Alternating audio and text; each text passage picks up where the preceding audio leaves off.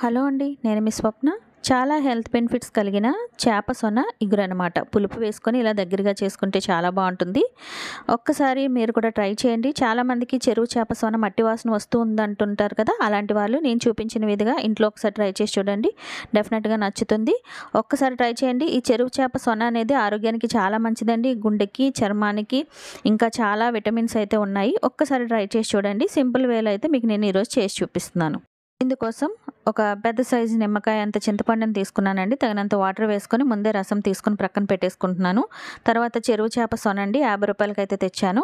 దీన్ని ఒక గుడ్డలో వేసేసుకొని చక్కగా శుభ్రంగా కడిగేసుకొని ముందు గుడ్డలో వేసేసుకొని సిమ్లో పెట్టుకొని ఉడికించుకొని, ఉడికిన తర్వాత ఈ విధంగా ముక్కలు కోసుకొని ప్రక్కన పెట్టుకోవాలండి.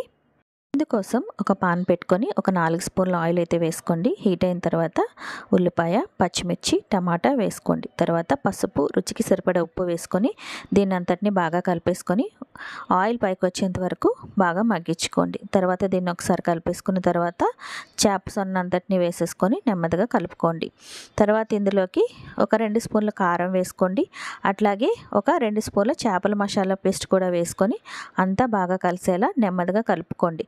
ఇలా కలిపేసుకున్న తర్వాత మీడియం ఫ్లేమ్లో ఒక 5 నిమిషాలు మగ్గించండి. తర్వాత చింతపండు రసాన్ని అంతటిని వేసేసుకొని మరొకసారి కలిపేసుకొని మీడియం ఫ్లేమ్లోని ఒక 10 నిమిషాలు మగ్గించుకుంటే టేస్టీ చేప సొన ఇగురు రెడీ అయిపోయింది. చాలా ఆరోగ్య ప్రయోజనాలు ఉన్నాయండి. ఒక్కసారి సెర్చ్ చేసి చూడండి. ఈ విధంగా ట్రై చేశారంటే మట్టి వాసన, నీచు వాసన రాకుండా చక్కగా ప్రిపేర్ చేసుకోవచ్చు. వేడివేడిగా చక్కగా ప్లేట్లో వేసుకొని తింటే మంచి టేస్టీగా ఉంటుంది. నచ్చితే ట్రై చేయండి. ఏ విధంగా వచ్చిందో కామెంట్ చేయండి. నన్ను నా ఛానల్ సపోర్ట్ చేయండి. ప్లీజ్ నా ఛానల్ సబ్స్క్రైబ్ చేయండి. Thank you. నేను మీ స్వప్న.